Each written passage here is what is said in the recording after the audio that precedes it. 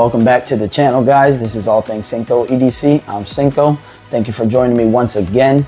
If you like everything guns and gear related and some dad jokes thrown in between, subscribe down below. If you're here for the first time and you learn anything of any value, or you're even entertained for a little bit, or I make you laugh, subscribe down below. It helps the channel tremendously. Today we got a good one. We're going over this beauty you see here. This is the Foxtrot Mike 9mm PCC 5-inch. Let me show you.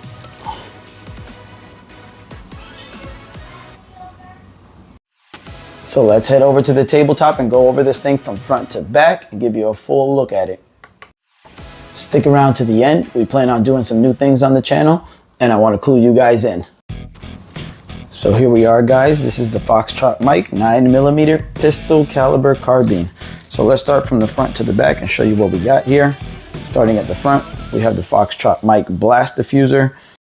So for those of you who don't know, this muzzle device here just helps send the shock forward when you fire a round, which is very considerate and convenient for those who go to the gun range and ever shot next to somebody who doesn't have some kind of muzzle device. It can be a headache. We have a 5.5-inch MLOK handguard on here. As you can see, the flashlight's attached to the MLOK handguard for all the use that have MLOK accessories. That comes in very handy. So let's just go over the standard upper and then we'll go over all the extra stuff you guys see here. It is a 5-inch barrel, as you can see in there. The blast diffuser doesn't count as the barrel, so the barrel itself is 5 inches long.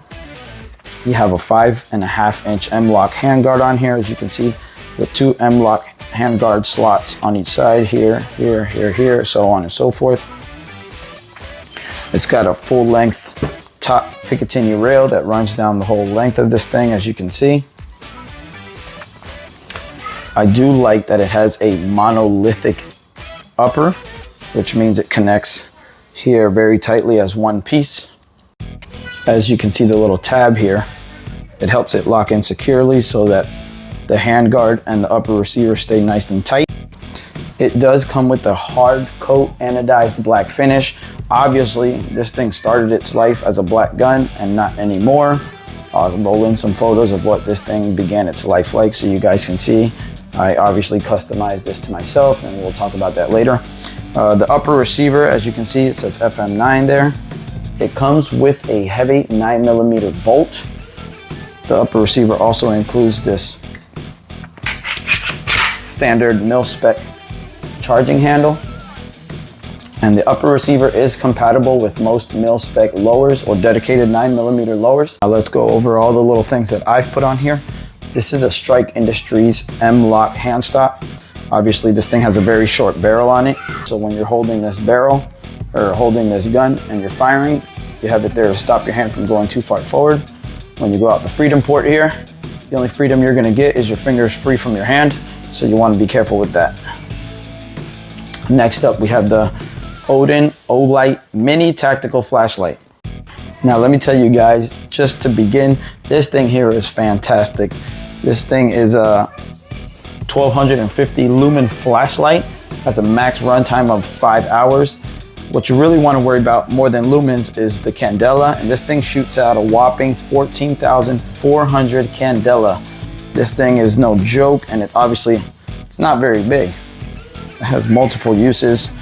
It's connected here on the MLOK handguard with the connection that they sell with it. You can't tell now, but this little thing used to have markings on here where you can lock and unlock. This is the locked position. You put it unlocked, you push in, you can pop this flashlight right out of here, and OLIGHT is famous for its magnetic ports. You pop that right out of there, and now it's a handheld flashlight, which does a ton of stuff.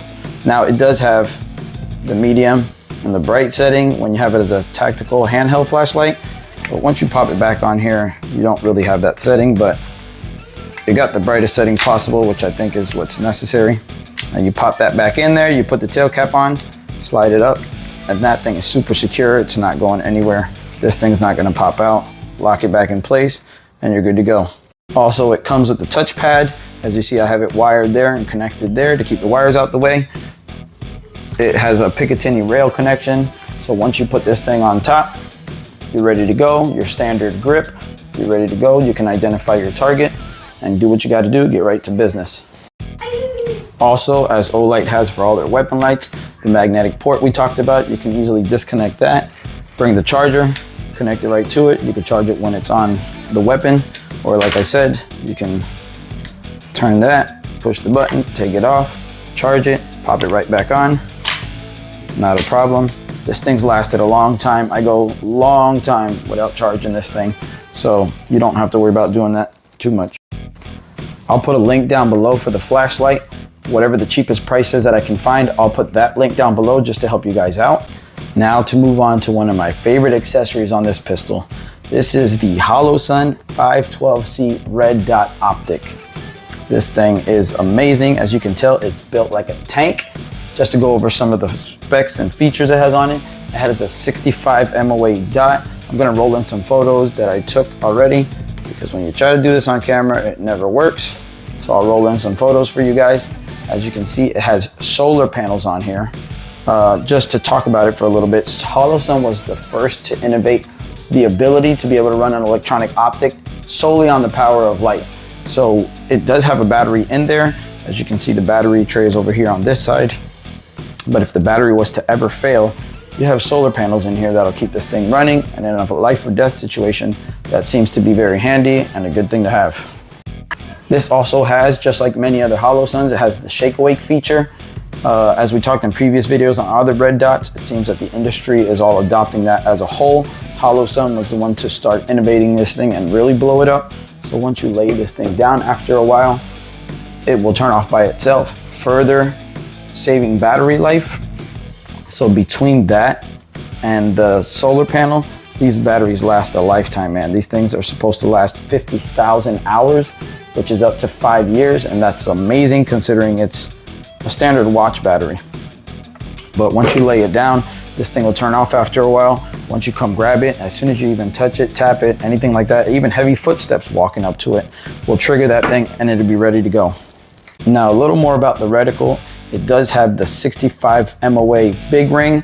It has a 2 MOA dot in the middle, but you can switch between the reticles. You can have just the 65 MOA circle, you can have just the 2 MOA dot, or you can have the dot and circle. So that's fantastic. Now, for some reason, I can't even find the red dot option anymore, but they do make this optic in a green and a gold. Some people like green. I really do love green. I just got this one in red for some reason. Also, green and gold stand out a lot better to people who have different eyesights. Green always pops a little more than red, so green's starting to become very popular. They're also putting out gold, which I personally don't have any gold reticles, but maybe in the future. Just to show you guys how the battery tray functions, if you look closely, it's got a little latch there. You push in, the latch pops up. You can pull that battery tray right out of there. Once you switch the battery out, you can pop this right back in. That's super convenient. You can change the battery without having to worry about re-zeroing your red dot. It's got on this side, let me turn it this way for you guys. It's got on this side the plus and minus buttons for brightness. Obviously, you can turn it up all the way. You can turn it down all the way. As you can see there, it locks securely to the Picatinny rail. You go all the way around. That thing holds on super secure. I've never had any problem with this thing coming loose. And as you see there, it's got the windage and elevation connections. Also, this thing is fantastic because it's an enclosed red dot. The emitter for the reticle is tucked away inside the glass, so you never have to worry about dirt getting in there, anything messing up your reticle, mud, water, anything like that. So it should run for a long time. Coming to the back here, you got your standard mil-spec charging handle, no big deal, latch there. Now, one of the things that I put on here specifically for the purpose of this gun is this Sylvan Arms folding adapter.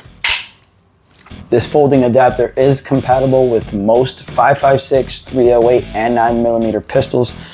With the 9mm though, you do have to take the pin out of the bolt carrier, the pin in the weight, and then it works just fine.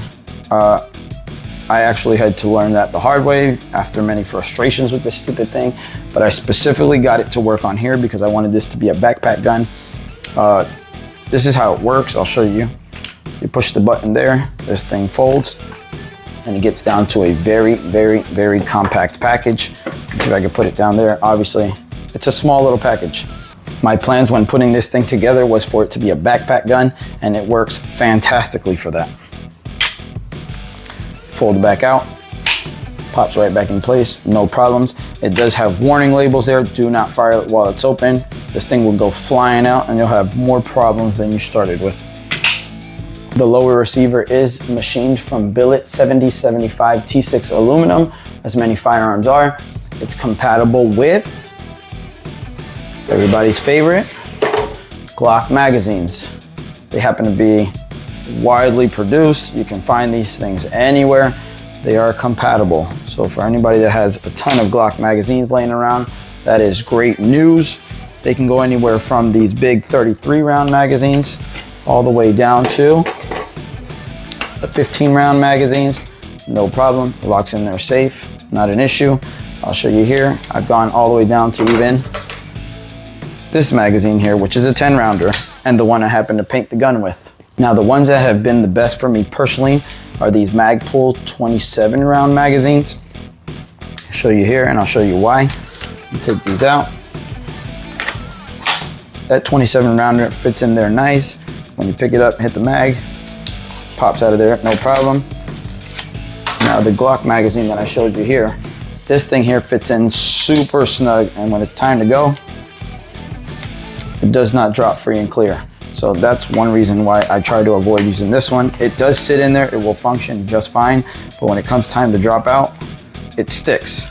I mean, I'm sure we could modify it a little bit, shave some stuff down, but for now, I try to avoid using these. I'll roll in some advice that they give you on their website, because Foxtrot Mike does recommend you use specific magazines, some of them being the Magpul, OEM Glock, and ETS magazines only. This is what they stand behind. There's different things that people do that can void the lifetime warranty, so I'll roll in that page here so that you guys can see it. Next, let's talk about this trigger. It's a standard mil-spec trigger. I have no idea what the weight is, but I know that it's not weak enough to get pulled by accident, and it's not so hard that I can't pull it. So for an average Joe like me, that's all you need to know. Also, we have the ambidextrous, I'll show you here, fire and safe selector, as you can see there. I left that unspray painted like that so I can tell when it's in the firing position and when it's in the safe position.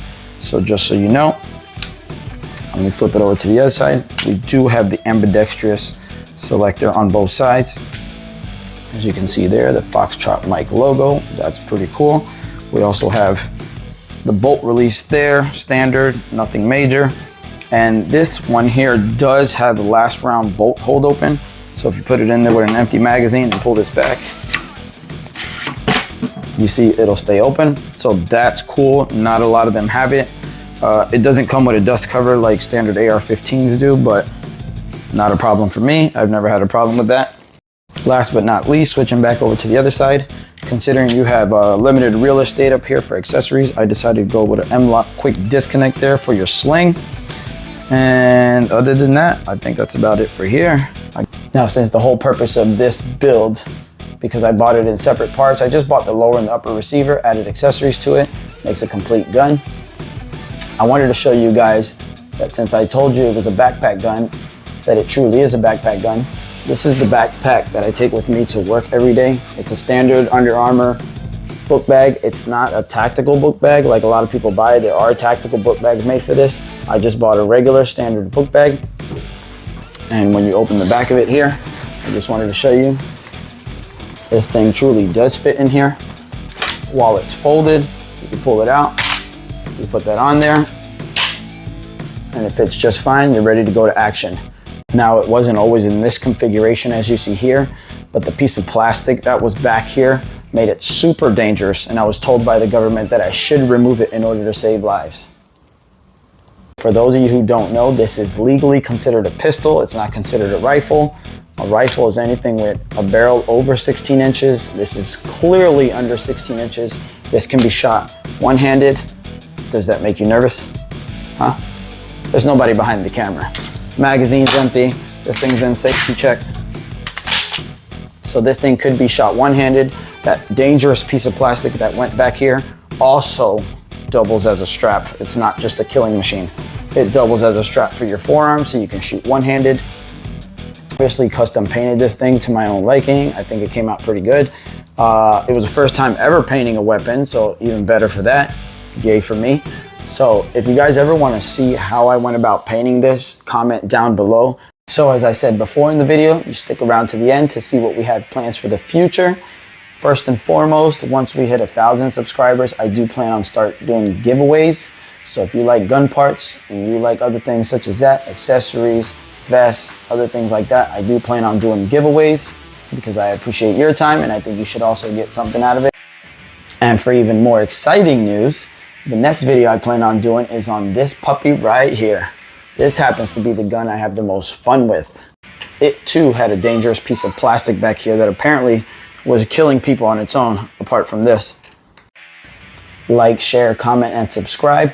Help a brother out. Push these videos out to people who like stuff like this. And let me know what you'd like to see in the future. This is All Things Cinco CDC. I'm Cinco signing out. I love you guys. God bless. Take care. Jesus Christ is King.